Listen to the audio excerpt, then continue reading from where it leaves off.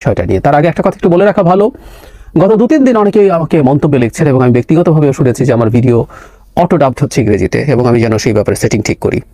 আমি খুব ঘাটাঘাটি করে দেখলাম এই কাজটা আসলে আমি করিনি, আমি যেভাবে ভিডিও আপলোড করি সেভাবেই করছিলাম, কিন্তু এটা আমি নিজেও আরও কারো ভিডিও দেখতে গিয়ে দেখি এটা অটো ডাবড হচ্ছে ইংরেজিতে। এটা আসলে আপলোড করার বিষয় না, এটা রাদার আপনারা নিজে গিয়ে দেখবেন। আমি পরে চেক করে দেখলাম যে অটো ডাবিং এর একটা অপশন আছে, সেটা কোনোভাবে ইউটিউবের ক্ষেত্রে যদি চালু হয়ে থাকে সেটা ঘটে, এটাকে চেঞ্জ করে ফেলা যায়। আমি নিজে চেক করে দেখলাম। অথচ শুধু সেটাও না, আমি দেখলাম আমার ক্যাপশন ও হেডলাইনও ইংরেজি হয়ে যাচ্ছে। আমি নিশ্চিত এটা কেন হচ্ছে, কিন্তু ডাবিংটা আসলে অটো ডাবিং যদি বন্ধ করতে চান সেটা আপনাকে করতে হবে। আমি নিজে চেক করে দেখেছি। শেষ পর্যন্ত ভারতের উপরে ট্রাম্পের ট্যারিফ, আমরা ট্রাম্পের ট্যারিফ এভাবেই বলছি, আমেরিকার না বলে, কারণ এটা খুবই ব্যক্তিগত এক ধরনের সিদ্ধান্ত হিসেবে আমাদের সামনে এসে হাজির হয়েছে। যাই হোক, আমেরিকার যে ট্যারিফ, ট্রাম্পের যে ট্যারিফ ভারতের উপরে 50%, তার 25% আগে ছিল, আরও শাস্তিমূলক আরও 25%, মোট 50% যে ট্যারিফ সেটা ইম্পোজ হতে যাচ্ছে, কার্যকর হতে যাচ্ছে আজ বাংলাদেশ সময় সকাল 10টায়। মনে হচ্ছিল যে এক ধরনের আলোচনা হবে, কিন্তু সেটা আসলে শেষ পর্যন্ত হলো না। আমরা জানি যে অগাস্টের 25 তারিখের দিকে একটা বাণিজ্য প্রতিনিধি দল আসার কথা, সেটাও পোস্টপন করা হয়েছে, অর্থাৎ সহসা তেমন কোনো আলোচনা হবে না। এবং একটা ভিডিওতে আমি বলেছি যে আমেরিকার পক্ষ থেকেই বলা হয়েছিল রাশিয়ার সাথে ইউক্রেন যুদ্ধ নিয়ে ডিল কেমন হয় সেই ডিলের উপরে অনেকাংশে নির্ভর করবে ট্যারিফটা নেতা রিকনসিডার করবে কিনা। কারণ দুইটার মধ্যে প্রথম 25% হচ্ছে তাদের যে ট্রেড ডেফিসিট সেটা রিলেটেড, আর বাকি 25% হচ্ছে রাশিয়ার কাছ থেকে যে ইন্ডিয়া তেল কিনছে সেটার ব্যাপারে একটা আলটিমেটাম দেওয়া হয়েছিল, সেটা ফলো না করার কারণে এটা একটা পানিশ করা হচ্ছে। এটা এক ধরনের স্যাংশনের মতো বলা যেতে পারে। এখন ভারতে সেই আলোচনা খুব জোরে সোরে চলছে, ক্ষয়ক্ষতি নিরূপণের চেষ্টা হচ্ছে, বা এই ট্যারিফের প্রভাব তার কত বিলিয়ন ডলার রপ্তানির উপরে পড়বে সেই ক্যালকুলেশনও চলছে। একটা হিসেবে দেখা গেছে ভারতে আমেরিকাতে যত এক্সপোর্ট করে তার সবকিছুর উপর এটা প্রযোজ্য হবে না, কতগুলোতে আসলে আগে থেকেই আছে এগুলো ফ্ল্যাট ট্যারিফ, যেমন অটোমোবিলস মানে তৈরি করা গাড়ি, পার্টস কিন্তু আবার পড়বে, কিন্তু তৈরি করা গাড়ির ক্ষেত্রে এটা হবে না। এরকম কিছু ইস্যুস আছে, কিছু মিনারেলস আছে, কিছু স্টিল প্রোডাক্টস আছে, এগুলোর উপরে আগে থেকে ট্যারিফ আছে, 50% পড়বে না। কিন্তু এই 50% পড়বে এরকম রপ্তানিযোগ্য পণ্যের পরিমাণ, মানে অলরেডি যে পরিমাণ পণ্য রপ্তানি করা হয় আমেরিকাতে সেটা 48.5 to 49, মানে আমরা গ্রোসলি ধরি যদি 50 বিলিয়ন ডলারের মতো একটা রপ্তানি এফেক্টেড হওয়ার সম্ভাবনা তৈরি হয়েছে, এবং এটা কম বেশি হবেই। প্রচুর রিপোর্ট তৈরি হচ্ছে। কোন কোন খাত সংকটে পড়বে সেগুলো নিয়ে আলাপ আছে, যেমন সবচেয়ে বেশি সংকটে পড়বে আসলে পোশাক খাত, টেক্সটাইল এবং পোশাক খাত মারাত্মক সংকটে পড়তে যাচ্ছে।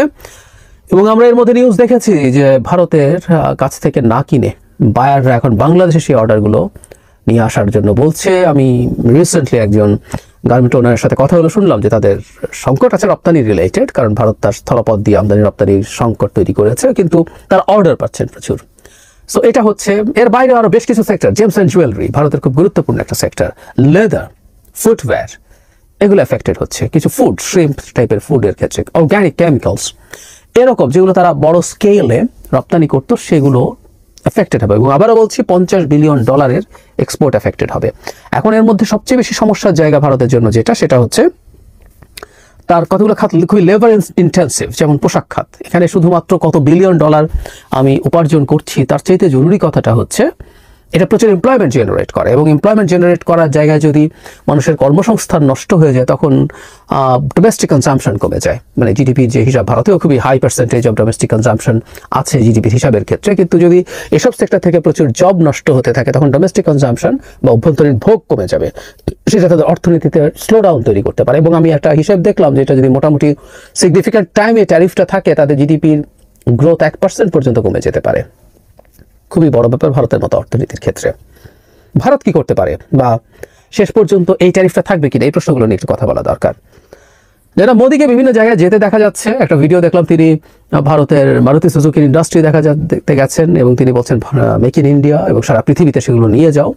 ওরা একটা ইভি ইলেকট্রিক ভেহিক্যাল তৈরি করছে, সেটার ওখানে যান এবং খুবই বক্তৃতা করছেন। এছাড়াও তিনি এটা নিয়ে কথাবার্তা বলছেন, তার ইংরেজিতে তিনি কথাবার্তা বলছেন, তিনি মাঝে মাঝে তার উদ্ভট ইংরেজিতে কথা বলেন এবং সেগুলো তার কাছে বিভিন্ন জায়গায় পৌঁছে দেওয়ার চেষ্টা করা হয়, মানে গ্লোবাল কমিউনিটির সাথে যখন কথা বলেন।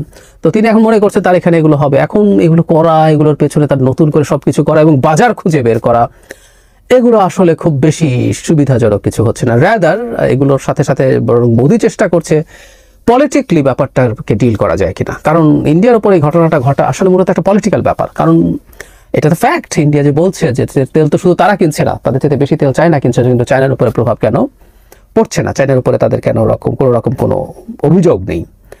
আমি আগে যে প্রশ্নটা জবাব দিয়েছি সেটা হচ্ছে চায়নার সাথে ক্ল্যাশে যাওয়া এবং চায়নার পক্ষে রেসিপ্রোকাল ট্যারিফ বড় হারে বসানো, কিছুদিন আগে দুই পক্ষে ফাইট করছিল, সম্ভব, কিন্তু ইন্ডিয়া সেটা অ্যাফোর্ড করতে পারে না। যদি ইন্ডিয়ার কিছু উগ্র জাতীয়তাবাদী লোকজন বলছে না আমাদেরও রেসিপ্রোকাল ট্যারিফ দেওয়া দরকার, যাই হোক ইন্ডিয়ার ওই সক্ষমতা আসলে নেই, সো ইন্ডিয়া সেটা করছে না। কিন্তু পলিটিক্যালি ব্যাপারটা যেহেতু হয়েছে, পলিটিক্যালি কোন কারণে হয়েছে বলে নানান হিসেব নিকাশ আছে। প্রাথমিকভাবে বলা হয় এটা সত্য যে ট্রাম্প এবার নির্বাচিত হওয়ার সময় থেকেই মোদিকে খুব একটা পাত্তা টাত্তা দেননি।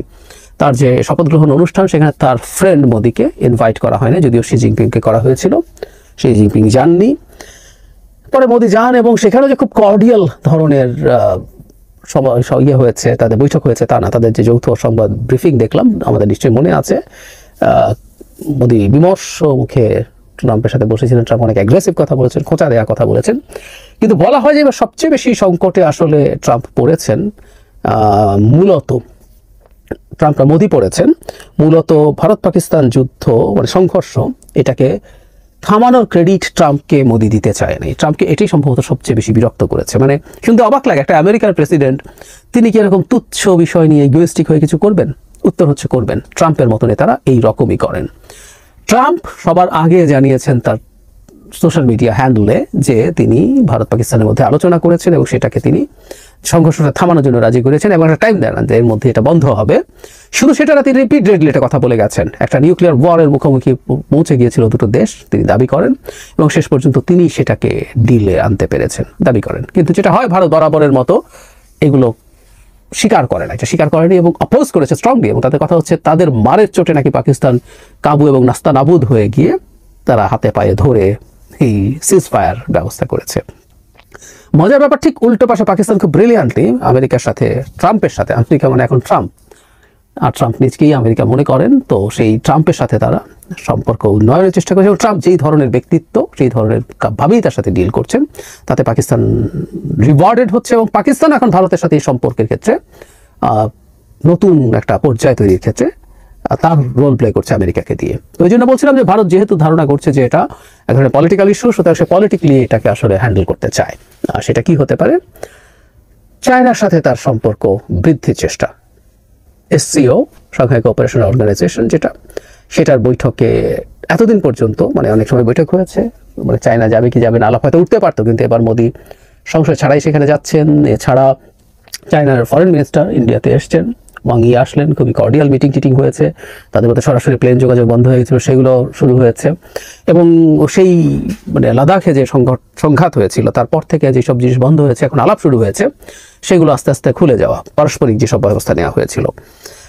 বলা হয় এটাই আসলে এক ধরনের রাজনৈতিক ইস্যু, যে ট্রাম্পকে এই চাপ দেওয়ার চেষ্টা করা যে তুমি আমাকে যদি চাপ দাও তাহলে আমি এই দেখো তুমি অ্যাপারেন্টলি যাকে সবচেয়ে বড় শত্রু হিসেবে বলছো চায়না, তার পক্ষে চলে যাব। মানে এই আলাপ তো আসলে দীর্ঘদিন থেকে আছে এবং আমরা জানিও, সেটা হচ্ছে ইন্ডিয়ার সাথে আমেরিকা তার স্ট্র্যাটেজিক সম্পর্ক তৈরি করতে চেষ্টা করেছে 2000-এর পর থেকে, একেবারে জুনিয়র বুশ থেকে শুরু করে তারপর বারাক ওবামা, তার এন্টায়ার টাইম, ডোনাল্ড ট্রাম্প তার প্রথমবার, বাইডেন, এবং শেষ পর্যন্ত এখন সেটা পাল্টালো। কিন্তু এই যে লম্বা একটা সময়, প্রায় 24 বছর, 24-25 বছর, এইটার আসলে মূল উদ্দেশ্য ছিল চায়নাকে কন্টেইন করা, ইন্ডিয়াকে পাওয়ারফুল করে তোলা, চায়না তার নিজের বাড়িতেই যাতে একটা পাওয়ারফুল শক্তির বিরুদ্ধে ফাইট করতে হয়, সো দ্যাট সে তার গ্লোবাল ডমিনেন্সের দিকে কম মনোযোগ দিতে পারবে। তো সেই উদ্দেশ্য নিয়ে যে পলিসি পরিচালিত হচ্ছিল, সেটা যখন এখন ভেঙে পড়ছে, ইন্ডিয়া সম্ভবত চেষ্টা করবে ওইভাবেই এটাকে ডিল করা, যে আমি অনেক বেশি ওইদিকে চলে যাচ্ছি। রাশিয়ার সাথে খাতির দেখিয়েছিল একবার মাই ফ্রেন্ড পুতিন বলে, যদিও এগুলো শর্ট টার্মে ট্রাম্পকে আরো ক্ষুব্ধ করেছে, চায়নার সাথে যাওয়াটাও ট্রাম্পকে শর্ট টার্মে ক্ষুব্ধ করছে। ট্রাম্পের মতো লোকরা চায় যে চাপের ফলে অনুগত হয়ে যাক, অনুগত হয়ে গেলেই ট্রাম্প আসলে খুশি হয়ে যাবে এবং অনেক কিছু করবে। কিন্তু ওই যে বলেছিলাম, মোদিও ট্রাম্পের মতো নেতা, ফ্যাসিস্ট, ইগোয়েস্টিক, মেগালোম্যানিয়াক, তারাও আসলে ইগোতে ভোগেন এবং মোদিও আসলে ইগোর মধ্যে যান নাই। এখন কার ইগো জয়ী হবে এটা নিয়ে ছোট্ট একটা তথ্য যদি দিয়ে রাখি তাহলে হয়তো বোঝা যাবে। এটা নিয়ে আলাদা একটু কথা বলবো। এই ট্যারিফ দিতে গিয়ে আসলে দিনের শেষে আমেরিকার লাভ কিছু হচ্ছে না, লাভ হবে না এটা প্রথম থেকেই বোঝা যাচ্ছিল, বলা যাচ্ছিল। এবং প্রাথমিকভাবে যখন এই কাজগুলো করা কার্যকর হতে শুরু করেছে, আমেরিকার শেয়ার মার্কেটের অবস্থা ভালো না, ডলারের শক্তি কমে আসছে, ডলারের বিপরীতে অন্যান্য মুদ্রা শক্তিশালী হয়ে উঠছে। সুতরাং এটা বলা যায় লং টার্মে আসলে এই ধরনের ট্যারিফ দিয়ে সাস্টেইনেবল কিছু করা যাবে না। আজ হোক কাল হোক ট্রাম্পকে এই বাস্তবতা বুঝতে হবে। এটা ইন্ডিয়া বলে কথা না, অন্যান্য দেশের সাথেও আসলে পরিস্থিতিটাকে রিনেগোশিয়েট করতে হবে। সম্ভবত এতেই বোঝা যায় যে শেষ পর্যন্ত কার ইগো জয়ী হতে পারে। তারপরও ফর দ্য টাইম বিং প্রায় বলি, মোদি বিপদে পড়ছে এটা দেখাচ্ছে আনন্দের কিছু আসলে নাই। আমরা ভারতীয় জাতি, ভারতবাসী, তাদের সাথে আমরা আমাদের সম্প্রীতি চাই, জাতির সাথে জাতির, পিপল টু পিপল। মোদির মতো একটা ফ্যাসিস্ট নেতা, ফ্যাসিস্ট পার্টি বিজেপি যত বেশি নাস্তানাবুদ হবে তার ঘরের ভেতরে ঘরের বাইরে, সেটা ভারতের কোনো